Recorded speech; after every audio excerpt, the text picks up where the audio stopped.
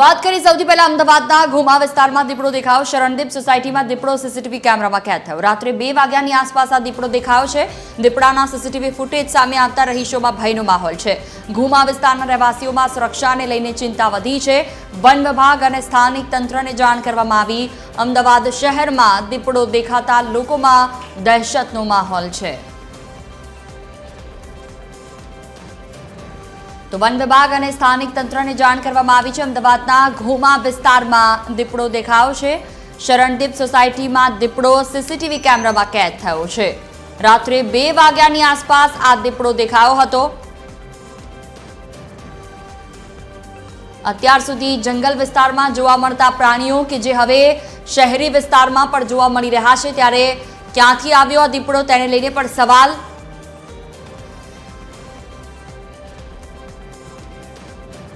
कल रात्रे 2:45 वागे society chairman द्वारा अमरा कार्यकर्ता पास फोन कराव्यो तो और रात्रे 2:45 वागे फोन कर्या पछी मैं जूना सुप्रिटेन्डेंट साहूजी ने बात करी थी और साहूजीए वन विभागनी टीम और कांकरियानी टीम लई रात्रे आवी गयेला छे।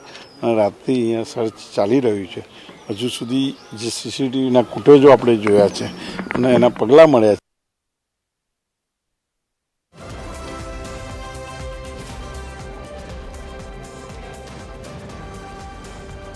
तो रात्रे 2 वाग्यानी आसपास आ दीपड़ो देखायो हतो। आ दृश्यो कैमरामां कैद थया।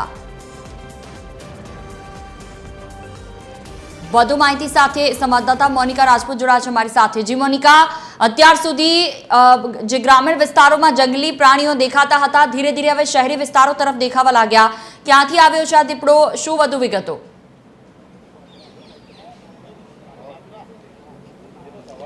बिल्कुल ते जूही जे अमदावादना जे बोपल घुमा विस्तारमां जे शरणदीप जे सोसायटी आवेली छे तेनी अंदर ज आज दीपड़ो जे छे देखायो हतो।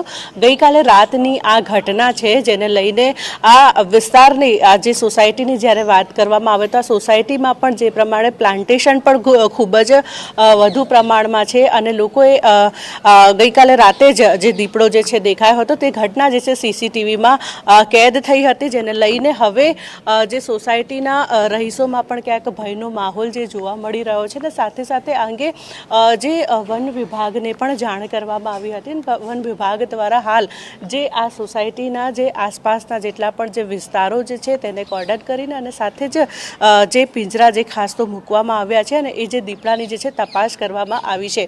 જે પ્રમાણે હાલ સૌથી પહેલા તો જ્યારે સોસાયટીના રહીશોએ જ્યારે આ દીપડો જોયો હતો ત્યારે સૌથી પહેલાં તો સીસીટીવીમાં ચેક કરવામાં આવ્યું અને ત્યારબાદ જ જે સોસાયટીમાં જ એક રહીશ જે હતા તેઓ જે વન વિભાગમાં હતા તો તેઓએ પણ જે પગના જે પંજા જોયા અને એ પગના પંજા ઉપરથી જ તેમને જે અંદાજો લગાવ્યો કે આ જે દીપડો જ હોઈ શકે છે અને ત્યારબાદ જ તેઓ લોકોએ જે અમદાવાદ શહેરના જે મેયરને પણ જાણ કરવામાં આવી અને મેયર દ્વારા જે છે જે કાંકરિયા જે ફોરેસ્ટ વિભાગ જે ઝૂ વિભાગને જાણ કરવામાં આવી હતી અને ઝૂ વિભાગ દ્વારા પણ આ સમગ્ર જે સોસાયટીમાં જે તપાસ કરવામાં આવી।